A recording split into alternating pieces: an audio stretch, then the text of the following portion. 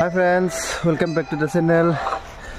আজি ব্লগটো আৰম্ভ কৰিছো একেবাৰে আমাৰ শ্ৰী শ্ৰী মা ভগৱতী থানৰ পাহাৰৰ ওপৰৰ পৰা উঠি আহোঁতে ভাগৰ লাগিলে। So good morning. পূজা দিব আহিছো শ্ৰী শ্ৰী মা ভগৱতী থানত। সো ডাউনত মেইন জাগাত মা ভগৱতীৰ তাতে পূজা কৰিলোঁ। তাৰপিছত পাহাৰৰ ওপৰত আহিছো এতিয়া মহাদেৱ মন্দিৰত। এয়া চাওক। সো ভিডিঅ'টো চাই থাকিব।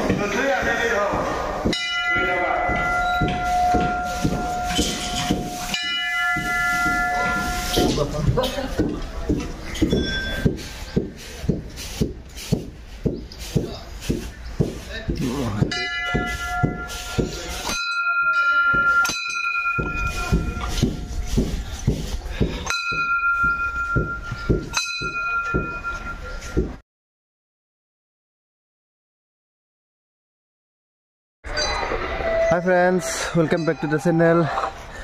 আজি ব্লগটো আৰম্ভ কৰিছো একেবাৰে আমাৰ শ্ৰী শ্ৰী মা ভগৱতী থানৰ পাহাৰৰ ওপৰৰ পৰা উঠি আহোঁতে ভাগৰ লাগিলে। So good morning. পূজা দিব আহিছো শ্ৰী শ্ৰী মা ভগৱতী থানত। সো ডাউনত মেইন জাগাত মা ভগৱতীৰ তাতে পূজা কৰিলোঁ। তাৰপিছত পাহাৰৰ ওপৰত আহিছো এতিয়া মহাদেৱ মন্দিৰত। এয়া চাওক। সো ভিডিঅ'টো চাই থাকিব। এয়া চাওক, মানুহবিলাকে পূজা দি আছে মহাদেৱ মন্দিৰত। আৰু আমি জেঠা আৰু মই চুই আছো ঠাণ্ডা ঠাণ্ডা বতৰ। সো সেয়া চৰকাৰী ল'লো। এতিয়া আমি নামি আছো। এয়া আমি মানে মই অকলে আহিছো। সেইটো মন্দিৰৰ চবচে ওপৰত। তাৰপিছত ইয়াতে আছে এটা মন্দিৰ আৰু মাজত। এবাৰ ইয়াতে সেৱা কৰি যাওঁ।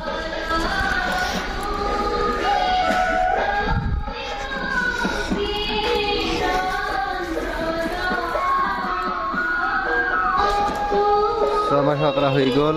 এইটো চব কেনেকুৱা লতা হৈছে।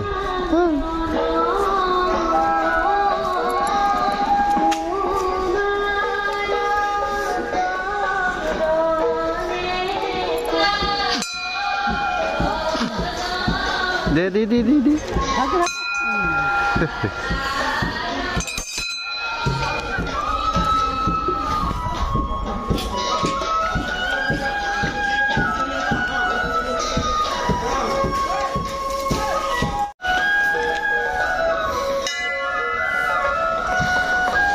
তো ইয়াতে মস্ত ডাঙৰ মেলা হ'ব জানুৱাৰী 6, 7, 8, 9 আৰু 10।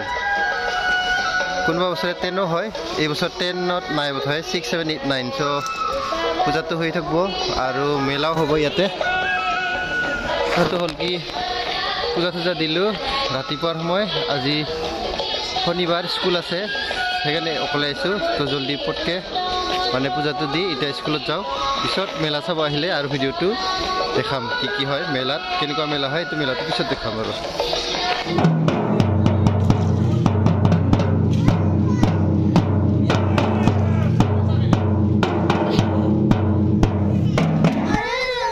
আধাও ষ্টুডেণ্ট নাই দেখোন না আইথান পূজাৰ কাৰণে ইয়া চাওক নাই 50% নাই ষ্টুডেণ্ট নাই